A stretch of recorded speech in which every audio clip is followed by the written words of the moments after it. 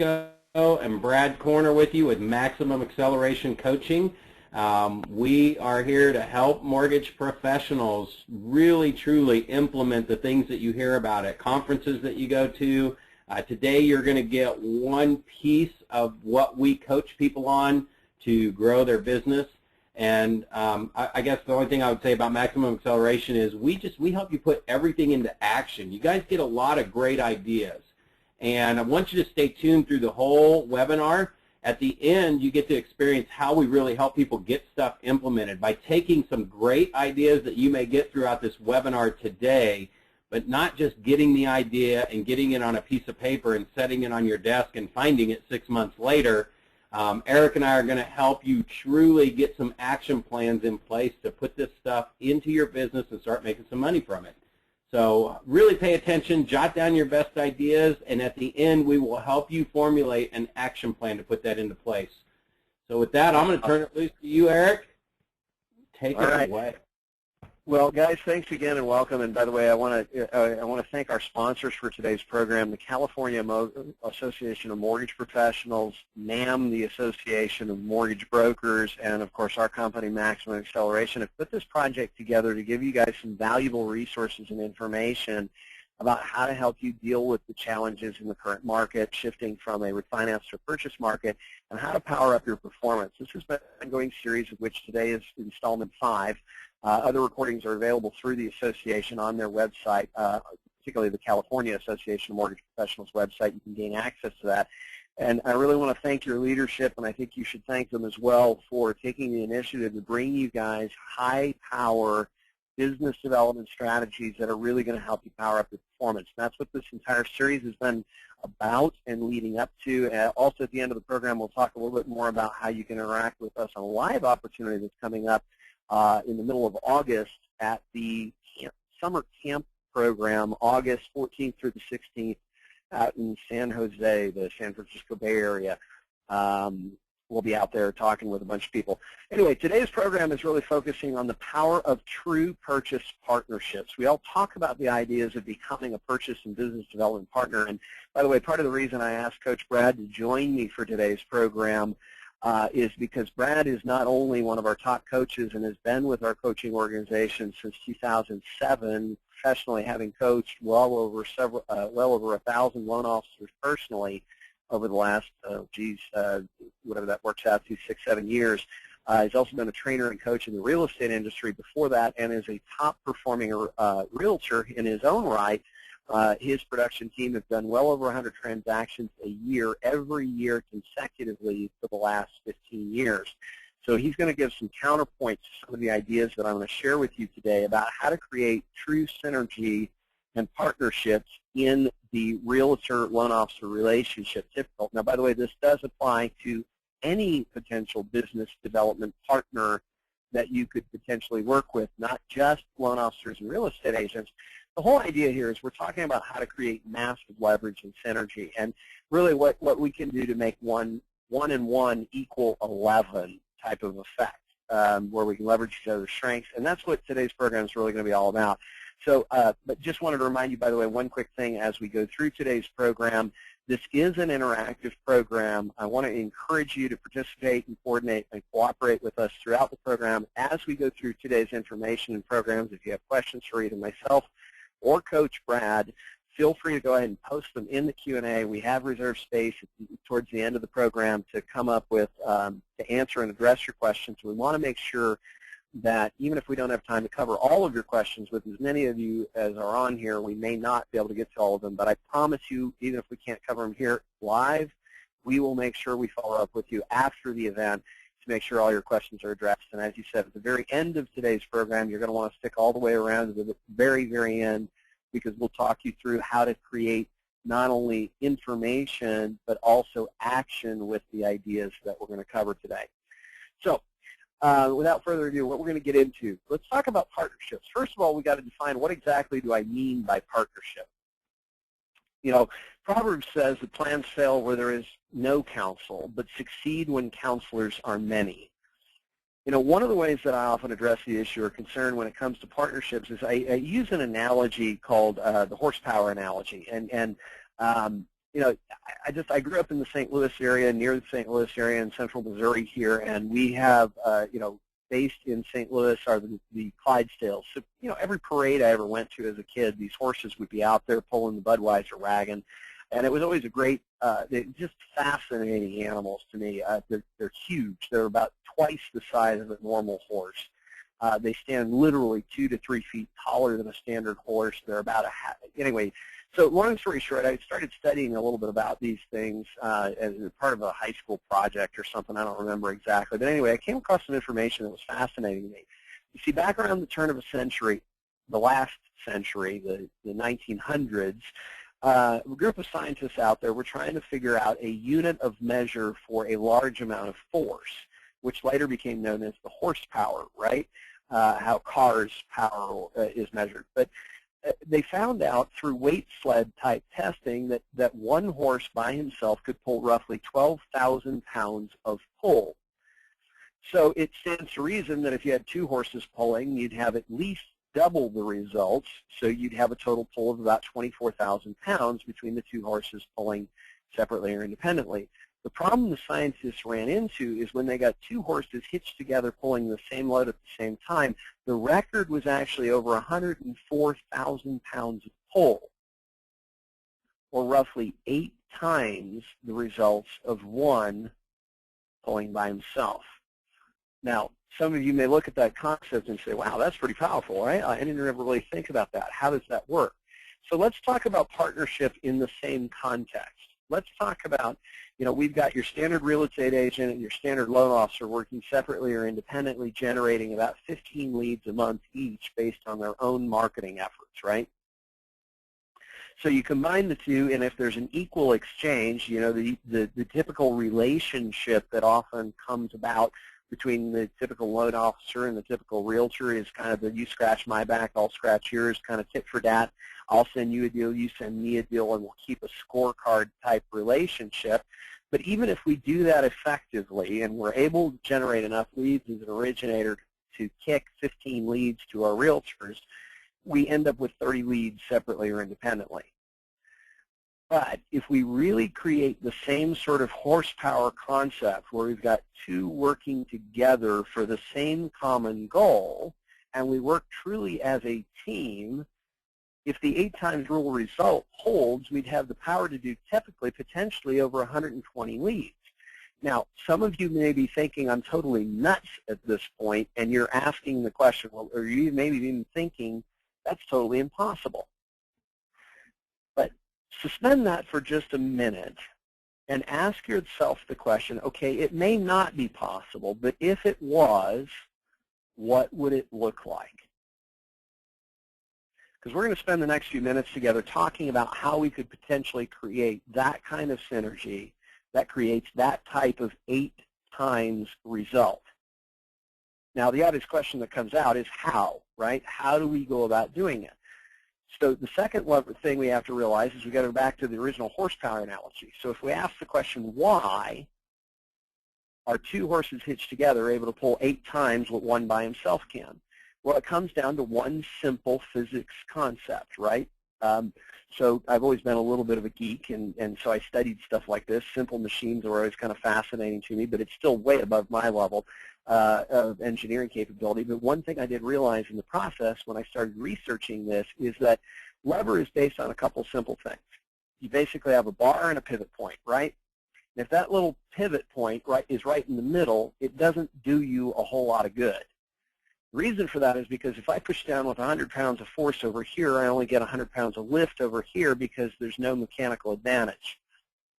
Well, part of the reason the 2 horses pulling together can pull 8 times the results is because that distance and force over space calculation is used properly. And if I just kick that fulcrum a couple of feet to one side, that pivot point just a couple of feet over, all of a sudden I'm getting a 5-to-1 leverage, which means I can push down with 100 pounds of force on this side and get over 1,000 pounds of lift on this side.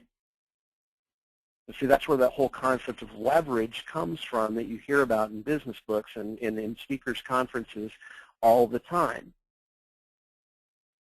So what are the leverage between us and a business development partner that can create that kind of 8 to 10 times result? So how does it happen?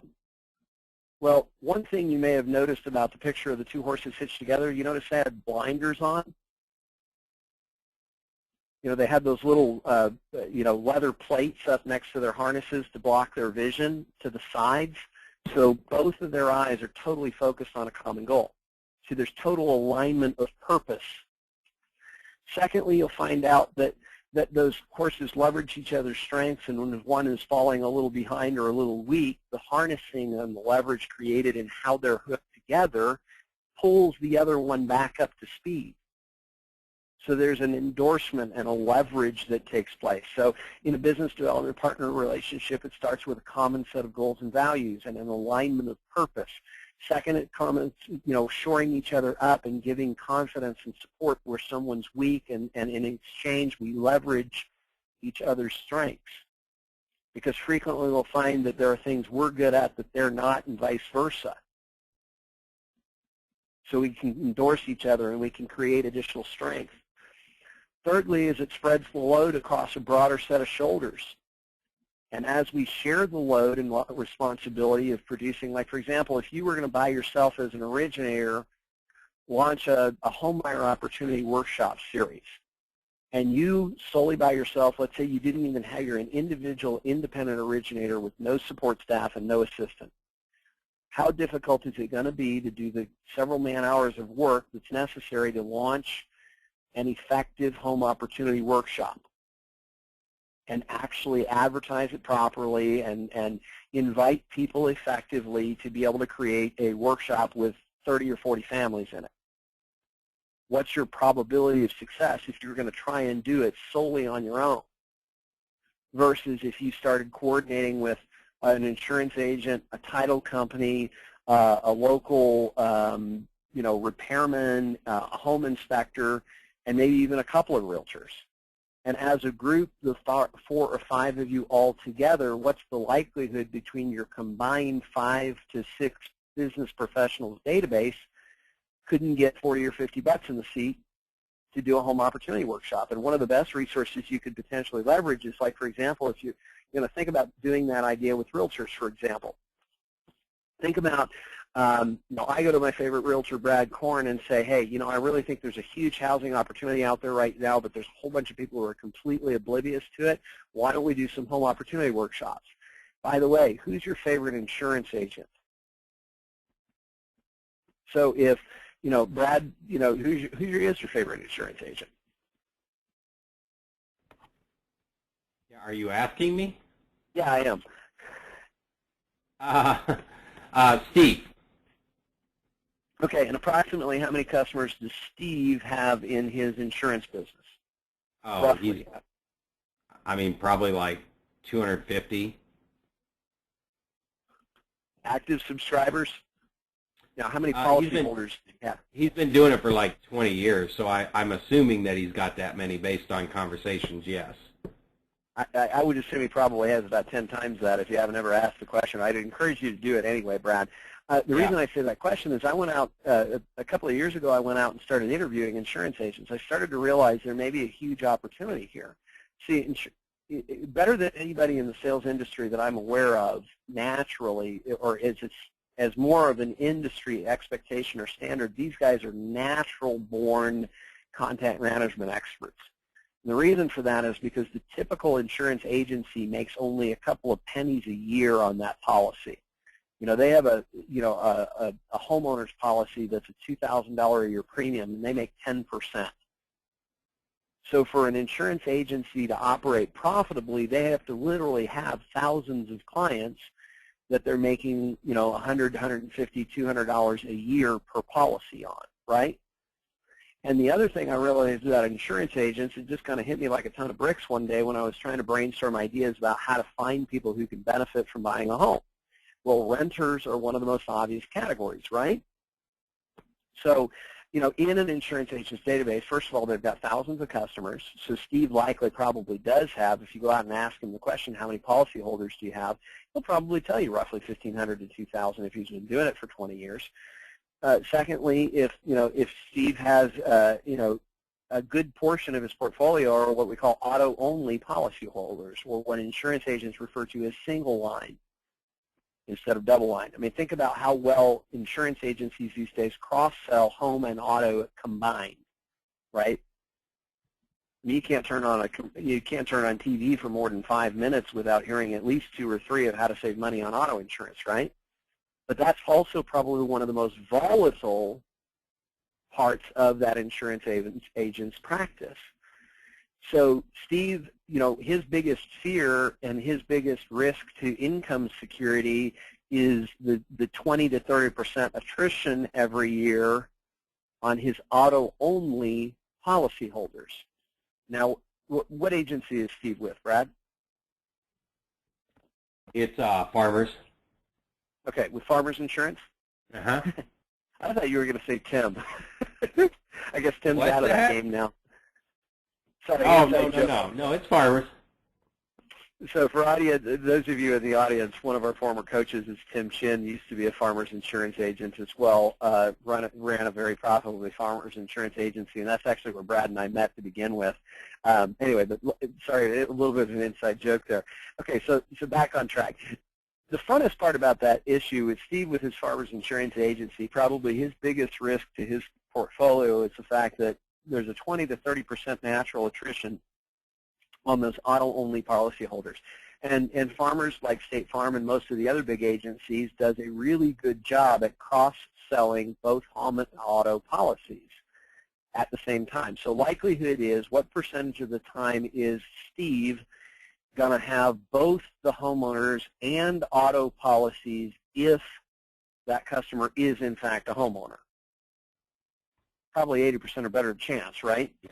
So the practical reality is, if I say to the agent, auto-only policyholder, one, I'm touching on an actual sore point for the insurance agent, because he's already kind of frustrated about the fact that he can't turn on TV without seeing 9 competitors' ads come on in the span of 30 seconds. And two, there's a big opportunity there that if I used an alternative term, he might dismiss as being a wasted effort. See, if I say to the typical insurance agent, renter, they immediately start thinking renter's policy, which they normally only do as a disgruntled favor to the kids of the parents that they hold as active customers, because most insurance agents hate doing renter's policies. They're the same amount of paperwork as a homeowner's policy, but you'll make $10 or $12 a year on that $120 policy, right? So for most agents, it's a complete waste of their time. So if you ask them, renters, how many renters are in your database? Brad, if you went out and asked Steve how many renters are in your database, he would, all of a sudden his face would get real sour and he'd give you a dirty look. But if you say to Steve, well, Steve, okay, so what percentage of your client database are auto-only policyholders? You think about, okay, so typical insurance agents, and I've interviewed over the last 4 or 5 years since I came up with this concept, I've interviewed probably at least 30 insurance agents over the years, and all of them say somewhere in the 40 to 50% range as far as percentage of their client base. So we've got Steve, who's got 1,500 policyholders, 50% of which are auto-only policyholders.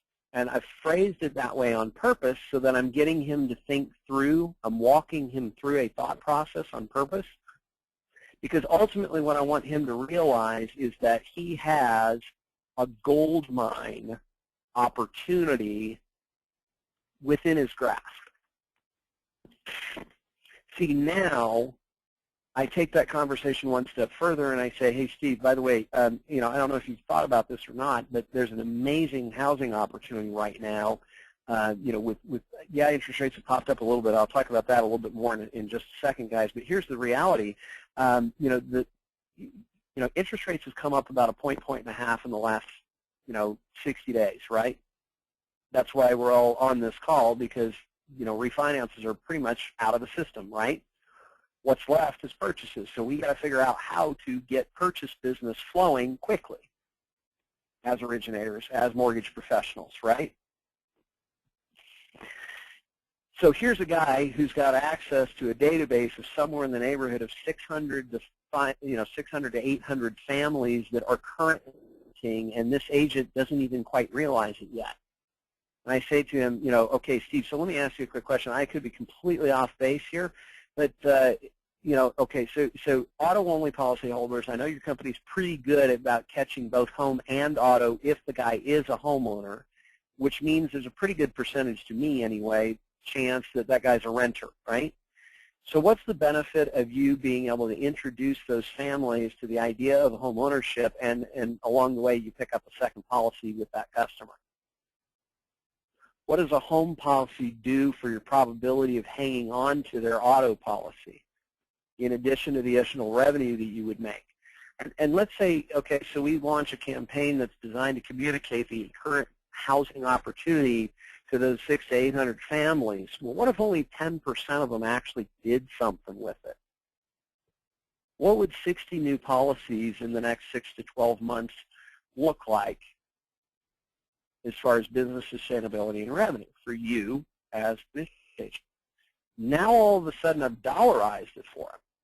I put it in terms he can grasp and understand and say, well, at $200 a policy times 60 policies, that's like $12,000 a year in additional revenue. So is it worth a couple of hours of effort to try and figure out how to maybe pull that through?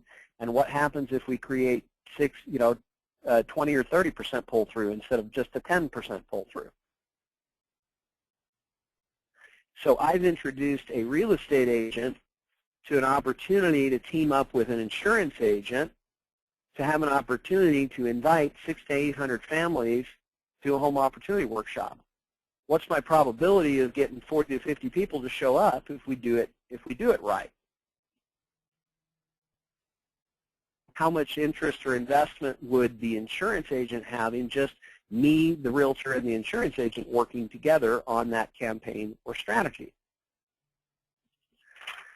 See, part of the reason that I share this concept, and I'm going to shift gears on you pretty hard, I'll bring it back around to this concept. See, all of this is coming down to how to create that leverage. Now, part of the reason we want to do that, why would we want to be talking to agents about ways to boost their business? Well, a big part of it comes down to this concept of value. Value equals benefit minus cost. Now, I talked about value comparisons and price-based competition by looking at two different options. Now, I've used the analogy before of, let's say, for example, that I have $10,000 that I want to buy stock. Okay, I got two options where I can go to make that investment. And let's just, for simple math's sake, say I want to buy 10 shares in a company that's $100 a share. And I'm looking at 2 or 3 different companies that are all priced about the same as far as share price, right? Now, I can go on E-Trade, open up an account, and for $10, buy 100 shares in any one of those 3 or 4 companies. The problem is I'm totally at my own risk based on my own knowledge and experience of buying stock.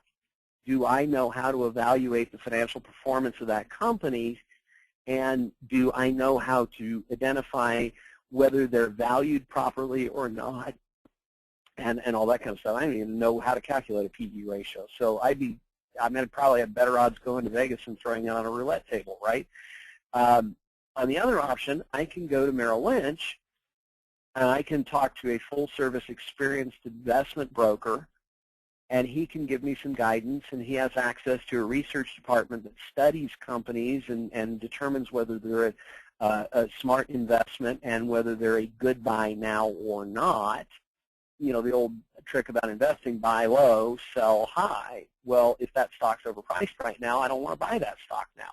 I want to buy the one that's undervalued right now so that I can sit on it for a couple of years and cash it in for a $20 or $30 per share increase. But I don't know how to evaluate that. But how do I even translate that to a deeper level? How do I go beyond the value or the benefit of that one transaction? You see, even at that level, that investment broker at Merrill Lynch is still a vendor. I'm still asking him to perform a single transaction for me. Is there a way that that investment advisor could transform that relationship from one of being a vendor to one of being of overwhelmingly significant value, so much that I don't even care about the fact that there's a 15 times higher cost to buy that stock through Merrill Lynch versus E-Trade? And the simple answer to that question is if that investment advisor says to me, well, Eric, first of all, we got to look at your long-term strategy and determine if now is even the right time for you to put $10,000 into stock. How's your reserve fund look? Do you have the cash on hand to handle unexpected emergencies like home repairs? Let's say your furnace goes, or your air conditioning unit goes out at your house, and it's going to be a $5,000 or $6,000 repair. Is this $10,000 all you'd have? Would you end up having to liquidate the stock at a loss to cover that expense? See, I don't think you're quite ready. See, now all of a sudden he's moved from being a transaction broker as an investment broker to being a true financial advisor to me as a potential investor, right? So how do we transform our relationship as an originator to one of being a true advisor, a true business development partner to our agents, so that we move beyond the vendoritis of being only as good as our last deal? And here's the problem. You know, Eric Mitchell shared with you guys in Series 2 of this, that unique value propositions have to go beyond the transaction. The problem is, and especially in today's market environment, I mean, think about how many hundreds of loan officers across the country, or even in your market, that had been totally focused on refinance business up until 60 days ago are now beating, you know, bloody the agents that are out there on the street. And Brad, how many calls have you gotten this week already from lenders trying to get your business? All the time. I mean, and you, well, I don't know. You actually may have the reverse effect. You're such a, I mean, you're such a strong performer that people, you know, people don't go after you because they think you're already been locked down, right? Well, yeah, they really do. I mean, I had a guy call. This is really funny that you bring this up. I had a guy call me from California, the old Loan Toolbox headquarters. Where's that at? Westlake Village. Westlake Village. Some lender, like on LinkedIn, I just accepted him. My phone rings, and it's a guy in California telling me how he can do loans here and help people with that have been through a short sale. And here we talked for 20 minutes. So, but that rarely happens where somebody's actually like working to get through. Most of them probably do think the same thing. And he's probably got somebody already, and it's just not true.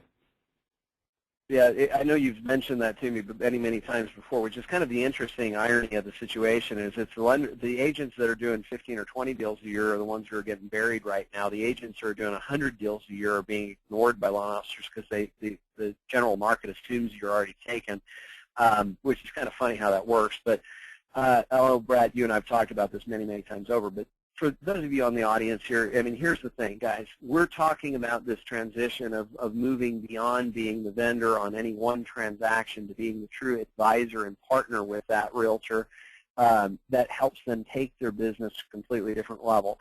And what I mean by that is think about it from this perspective. If I make my approach call to a realtor, and the first couple of words out of my mouth are, you know, hey Brad, I'd love to talk to you a little bit more about how we can maybe do some business together. And I know you're assuming that I'm calling to talk to you about your next deal. I'm not. I don't even really want to get into the referrals just yet. I don't even really want them, in all honesty. That's not where I want to start a conversation. I want to shift our focus how I can be an asset to you and a partner to you, and where you and I working together create enough synergy and leverage that we can make a 1 and 1 is 11 type of effect take place, where we can leverage each other's strengths to a level that we can have a much more significant impact on the community than either of us could ever hope to do separately or independently. Kind of like the Home Opportunity Workshop initiative that I introduced you guys to a few minutes ago.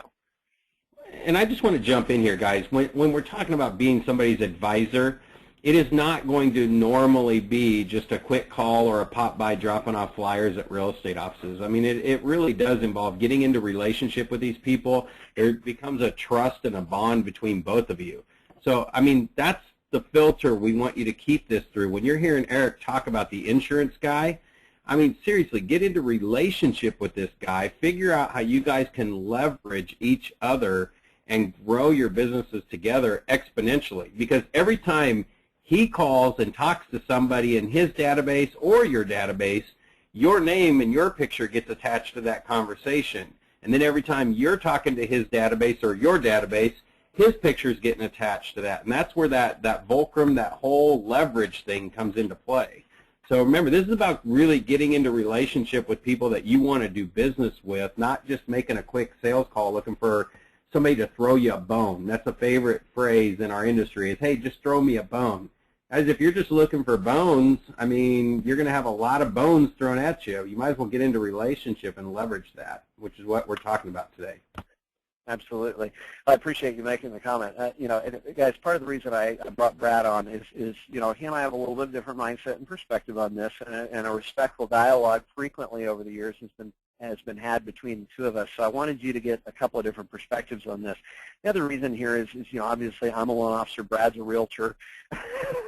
We have done some work together over the years, and there's a real natural synergy that can be created. And a lot of what we work on, in reality, guys, you know, as an originator, I mean, I did 237 transactions my last 12 months in full retail origination. 90% purchase, 85% or better government loans, FHA and VA stuff. I had 13 core business development partnerships that I had that created the majority of that. Now, it didn't happen overnight. It took me about 5 years to get to that level.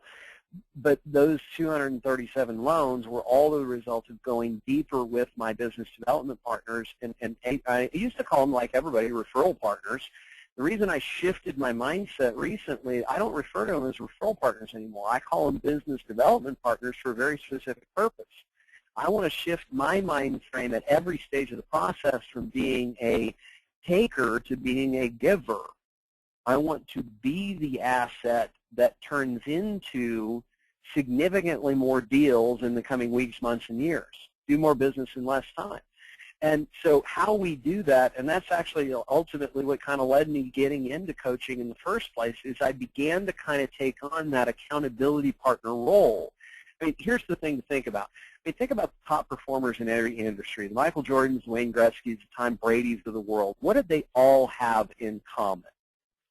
And the answer is they all had a coach. They all had somebody who would hold them accountable to a higher level of performance, somebody who cared as much, if not more so, about their own success as they did in some cases. I mean, when they were tired and hurting, their coach was the one who got in their face and got them off their butt to do a couple more push-ups or whatever it was.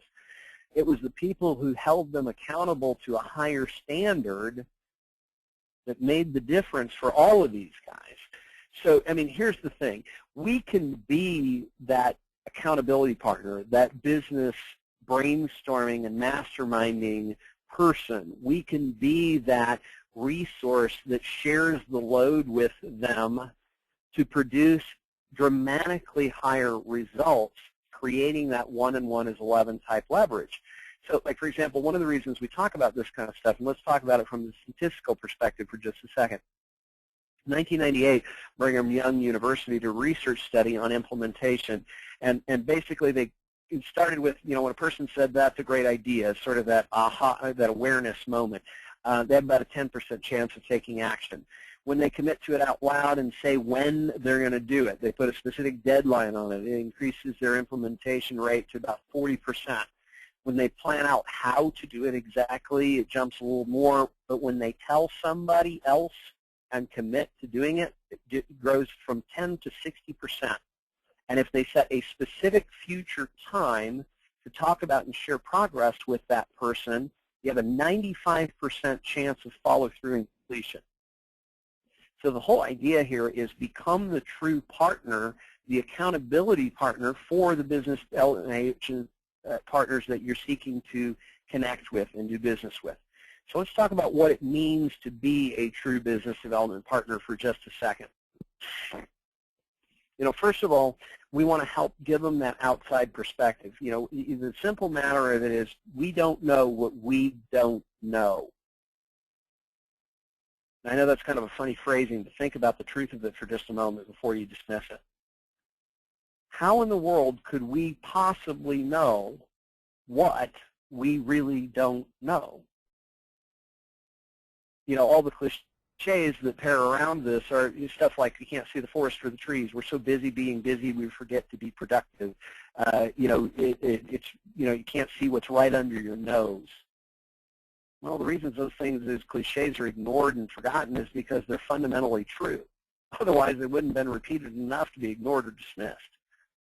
We don't know what we don't know until somebody cares enough to point it out to us. So first thing we've got to be an effective accountability partner is we've got to be a trusted advisor with credible knowledge. And we've got to be willing to help them understand what they don't know and to care enough to point it out to them, even if it might be a little awkward. Secondly, is we want to be that outside perspective that can be their sounding board and their brainstorming partner or buddy in really just looking at, okay, we've got some challenges in this market. How do we get through it? What are some of the strategies that we could apply to navigate some of the difficult storms that we're facing in the market right now? Especially in the California market where you're dealing with 20 offers on every single property. And buyers who are absolutely desperate, feeling like they already showed up late to the race. And sellers who are being completely obnoxious and unreasonable because they can. And listing inventories that are scarce. And how do we manage that challenge in the current market? How do we also leverage the opportunity that's on the other side of that? So here's the thing. We need to focus on how to help view our world from the outside in and be that resource that gets them to slow down and take a step back and look at the bigger, longer-term picture, kind of like I mentioned that financial advisor would do for me. See, that's one of those key ways. And if you think about perspective, what is the cure to vendoritis? It's advisor agra. So how do we transform that relationship from one of vendor to one of being an advisor? And this is one of the core ways that we do it. Thirdly is we want to help them be focused on steady progress. We want to be in their face on a regular basis. We want to be talking to them about their goals and their strategies and how we can leverage each other's strengths, and we want to repeat that and set up expectations for that in advance. We never want to leave this appointment without booking the next one. And we want to set a precedent and an agenda for what that next meeting is going to be about. Because if a better opportunity pops up, like a brand new high-end listing, I can guarantee you. I mean, Brad, as much as you and I love each other, if you got a call about a new $1 million listing, you're going to take that over a call with me, right? You're going to cancel the session with me, right? Probably. I don't care how much you love me, right? I mean, that's a $10,000, that's a $30,000 paycheck. So you're going to take that any day over a meeting with me, as much as you love me and as valuable as I am to you. But if you and I booked an appointment with a specific agenda to talk about a new marketing initiative, I'm going to have a much higher chance of rescheduling that appointment when you call me to cancel, right? Exactly. Right.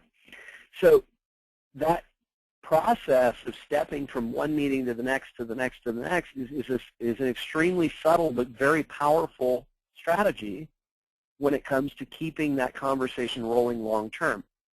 And then, of course, being the person that they make the promise, you become their promise keeper and vice versa.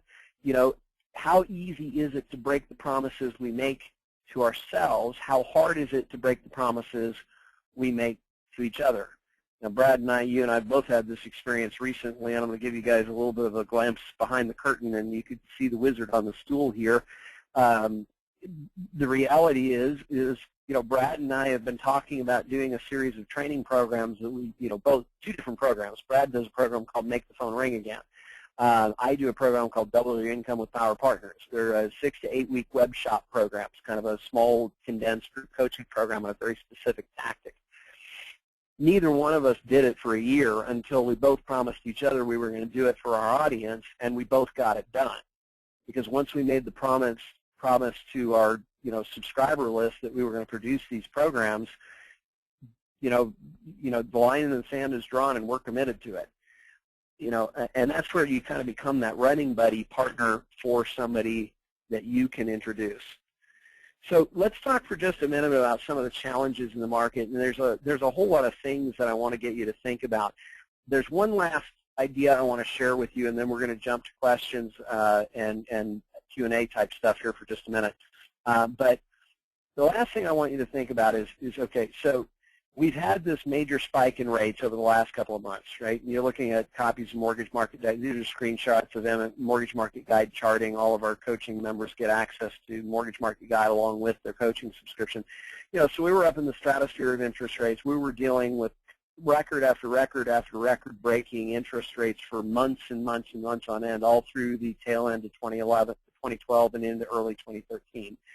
We've backed off of those rates pretty substantially. As a lender, we've lost about 400 to 500 basis points from the peak pricing. We've jumped up about 1.5 points in interest rate in the last, and the most dramatic element of that happening in the last 3 months, right? But historically, how good are our interest rates, despite the fact that we've fallen off of the levels of late last year and early this year? Well, the reality is you'd have to go all the way back to the 1950s to find interest rates at or below 4.5% as an average index. So to find rates in the same range as where they are right now, you'd literally have to go back almost 70 years. And if you did a more in-depth study of it, you'd notice throughout that entire 70, 80-year history, all the way back to the history of tracking interest rates and home affordability in the late 30s, post-Fair Housing Act, or National Housing Act, which created FHA loans, we have only had a handful of years where interest rates have been substantially below 6%. I mean, literally less than 7 out of 70 years have interest rates average index been less than 6%. So what that means is we're still dealing with incredibly strong housing opportunities right now. Now, part of that is we can look at that as a challenge or as an opportunity, and a lot of it is our judgment and perception of what the market looks like will be clouded by that. And part of that comes back to this simple concept called the yellow Honda effect. The reality is, why is it that the only car you see on the road is the one you're thinking about buying or just bought, and everything else seems to disappear? Well, I learned about it because I had a buddy in college who was totally fixated on buying one of these little yellow Honda sports cars just like you see on the screen, and it got to the point where nobody wanted to go anywhere with Brian because he was totally, you can go anywhere without him pointing out a couple of these suckers. It's like, come on, Brian, get over it. Well, the reason for that is there's a specific part of our brain that is programmed to filter what we see, and it only brings to our highest level of attention what we're already thinking about. So when you're talking about obstacles versus opportunities, if you're focused on all the negative elements and you're studying the news and you're reading the hype monger media reports, you're going to get depressed because your brain is going to bring to your attention all of the evidence that supports that the market sucks. However, the cool thing about that part of our brain is test it out. Start trying to find green Jeeps or red Ford pickups or yellow Hondas. Watch how many of them you notice over the next couple of days. I mean, out of the thousands of cars that cross your vision, why is it that the 1 or 2 or 3 that are just like what you're thinking about are the ones that pop to your attention? Well, it's because that part of our brain is a mechanical process. It does exactly what we tell it to do without judgment. So we can control it. So if we start talking about, thinking about, and looking at opportunities and solutions, all of a sudden the opportunities are what get brought to our attention and everything else gets suppressed. So when we start talking about how to create an 8 times result with a business development partner, and we start talking about ways to overcome the lack of inventory, well, as an agent and in connection with the network of other business professionals and community leaders that you work with and talk to on a regular basis, how many thousands of people do you have potential reach to communicate with? Just like that insurance agent example. And how many of those people that are homeowners in that insurance agent's database have no clue how easy it would be to upgrade their property and get a lot more house for the buck in today's home affordability compared to what home affordability looked like 5 or 6 years ago when they bought that house in 06 or 07 or 08, when property values were 20 to 30% above where they are now, and we're still climbing back towards it, and interest rates were 2 or 3% higher. How many square feet per $1,000 per month did you get in 2008 versus today? See, those are those opportunities that we can't ignore. So that's why I think it's important that we take the initiative to be aggressive in reaching out and brainstorming different ideas and strategies about how we, in conjunction with our business development partners, could connect with people, introduce them to concepts and ideas that could be wildly powerful and beneficial to them, and walk away from that conversation with a commitment to the next step of action, when our next meeting is going to become, and really get in deep with our business development partners about what we could do as a team to leverage those opportunities, create massive results in our community, and make a huge difference to our business, to their business, and to the lives of people in our community. So a couple of things I wanted to walk you through from just a real quick strategic thinking standpoint. One of the first ways to do it is have the conversation. Call them up and say, hey, let's get together and put our heads together on what we can do together to leverage each other's strengths.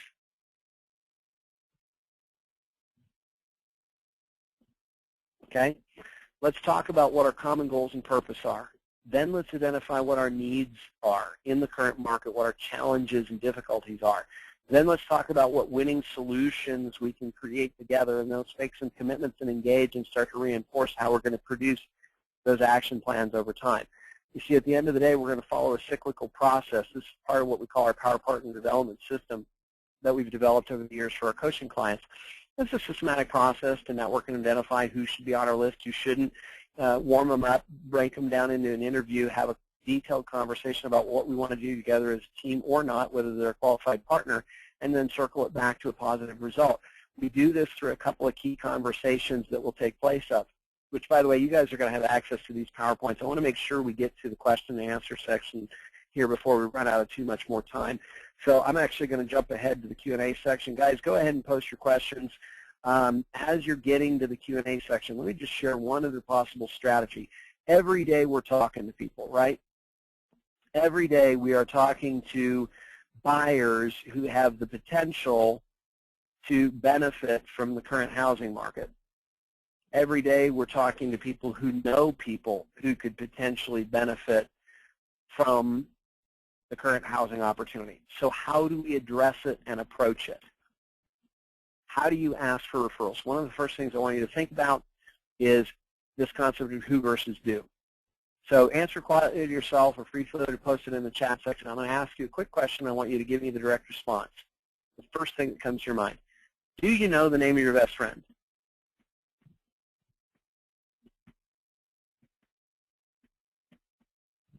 We have yeses. Do we have any no's? No no's yet. I don't know how to help you if you don't know your best friend. But here's the thing. If I ask you a do question, our brains work a lot like computers in the respect that they respond to very specific stimulus in a very specific way.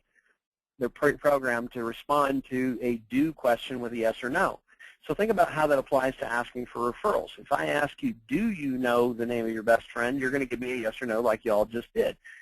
If I want to know the name of your best friend, I have to ask a different question. I need to say something along the lines of, who is your best friend, or what is your best friend's name, right? So if I ask the question, do you know anybody who could benefit from buying a home right now? One, it's too general and it's not specific enough. Two, as I'm talking to that buyer or that person I bumped into in the grocery store or wherever I tend to meet that person, I'm gonna have that issue or opportunity to unless literally their best friend was thinking or talking to them about buying a home a couple of minutes ago before I bumped into them, likely it is they're going to give me a no response. But if I'm sitting at the closing table with a buyer, or I'm in the middle of a loan application appointment and I'm closing up the loan application, and the buyer seems pretty happy with the loan application process. They're excited about buying a home. I say, oh, by the way, you may have realized that I'm pretty excited and passionate about this whole housing opportunity that exists right now, and I'd really love to just enlist your help in maybe helping us with spreading that message. So let me ask you something for just a quick second. Who do you know that might potentially benefit from buying a home? Like, for example, the guy who's got a stable job, he's keeps his nose clean, pays his bills on time, and he's been renting the same apartment for the last several years. Then I shut up and give him a few seconds to think it through, and maybe give me a name, maybe not. And then I say, well, who do you know that might have outgrown their current home in the recent years? Now, by the way, guys, I covered some of this. This may be a little bit of a repeat from one of the earlier programs in this series. What I want you to get the idea here is okay, so we've talked all about how to create power partnerships. We talked about offering ourselves as a vendor, as not a vendor, a true business development advisor and accountability partner to the agents and the CPAs and the financial planners that we want to develop a relationship with. How do we do it? Well, here's one of those simple techniques. And by the way, there's other tools and resources you can get access to. We'll show you a little bit about how to do that at the end of the call. But I want to go ahead and get to the Q&A part of our program for today. Let me go ahead and jump ahead to that as you're going ahead and posting the question. Brad, you got some questions queued up for me? Yeah. Where do you really start? I mean, it's like people are targeting entire areas. So who do you start with? How do you start that relationship? Well, there's a couple of different ways we program that. The first thing I would use is the water approach. Water scientists, if you study the hydrology or whatever, the study of the movement of water, first thing they'll tell you is water will always follow the path of least resistance. Why do we have hard water in the Midwest? Well, because it's a lot easier for water to go through porous limestone and soak up all the minerals along the way versus going through the heavy, dense clay that is what they use to line the bottom of farm ponds, right? So where do you start? Well, create a list of your easiest opportunities. Who are the realtors you go to church with? Who are the friends that you see that are financial planners whose kids go to the same school as yours do? Who are the insurance agents that you've been, the insurance agents and look at your own checkbook. Who are the people you do business with? And just start creating a laundry list. Who do you know who knows who you want to know? And I borrowed that exact phrasing from Todd Duncan, who I know you all know very well out in California. But the reality is start to create a list. And it doesn't necessarily matter who, it's how many you talk to. It's a numbers game in the end, and you can't always control the external elements of it, but pick a warm list. Start with the ones that are easiest to attract and approach, and then go from there.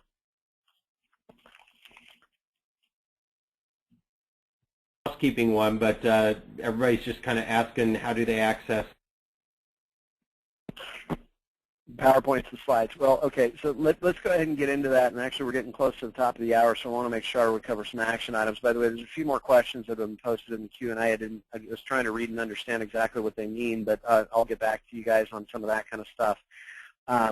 Reality is, one is there is going to be an opportunity to get more at the camp conference. The summer camp event on August 14th through the 16th. It's a relatively low-cost event to attend. You can go directly to the camp website, www.camp.org/news/summercamp. You can go to that and actually even register directly through the event. Make sure you get your room booked. I think they're closing down the room block this week. So you want to make sure you take care of that right away. But we will be out there. I'll be hosting the booth out there, and I'll be speaking at the conference as well, sharing a little bit more of the ideas of how to implement some of these strategies and what some of these other deals in detail. In addition to that, we will be sending out a follow-up email to all of the folks who registered for today's program. Give us a little bit of grace. It does take about 5 to 6 hours of work behind the scenes to format the video, the materials and tools and resources, get them loaded on the websites to where they're able to stream easily for you. That takes a couple of days to get done. Usually by the end of the week, you should receive in your inbox an email that has links to all of these tools and resources, in addition to the previous programs in the series. Otherwise, you can also access some of these materials and resources through our Maximum Acceleration website or through one of our coaches. The last thing I want to introduce all of you to is, okay, you've all invested your time, and I want to, by the way, applaud all of you for taking the time and energy and investing in learning and improving your skills. That is our only goal as a coaching company, is to help you get from where you are to where you want to go faster. So I wouldn't be doing my job as a coach if I didn't give you an action plan to lead this program with. And the way that we do that is by taking a couple of minutes before you pick up your next phone call, before you respond to your next email. Take these 4 simple steps. First, think about what was the most valuable thing you've heard so far in this program. Just pick one idea. You're going to have access to the recording to use for unlimited purposes. Just pick one. What's the best idea you've taken out of today's program? Now, the second step is the one that gets a little toothy, but here's the reality. You just invested an hour of your time. How do you want to make sure you haven't wasted an hour of your time? You've heard some great ideas that both I and Brad have shared in today's program. The reality is ideas without action are useless. Ideas only benefit your business if you act on them. So the second part is you've got to decide what action do you need to take to make that idea happen in your business. So maybe that's getting a copy of the PowerPoint. Maybe that's reaching out to me or Brad directly and scheduling a time to get a little more detailed information on it. Maybe that is going back to the review tape, like the Who Questions scripting that I shared with you in the program, or the approach call, and kind of pull out some bullet points from that and study how to begin to get that conversation started and start making some phone calls. Whatever. What are the action items you need to take some of these ideas and start putting them in play in your daily business? The third element of keys to accountability, like we mentioned earlier in the Brigham Young study, is by when are you going to have that action item implemented? Make a commitment to it. Put a specific completion target date. Put it on your calendar. Block out time for it. And then fourth is decide who you're going to ask to hold you accountable. Maybe it's a best friend or spouse. Maybe it's a colleague. Maybe it's a sales manager or boss or owner of your company. Or if you don't have anybody like that in your life that you trust as a true business development partner and advisor, coach, if you will, we'd love to talk to you about how to do that. The best way we found over the years to help people understand the true value of coaching is to offer them a free coaching session. So we'll call it a strategy session. We'll go deep on one particular concept or idea, let you experience what the coaching process looks and feels like. You'll get a complete action plan, and you'll have invested a little bit of your time with no cost or obligation. So if you're interested in taking advantage of one of those strategy sessions, all you need to do is one of two things. Either go to our website and sign up directly. Some of you did so at the time of registration for today's program. The other alternative option, if you're really serious about being able to take advantage of this,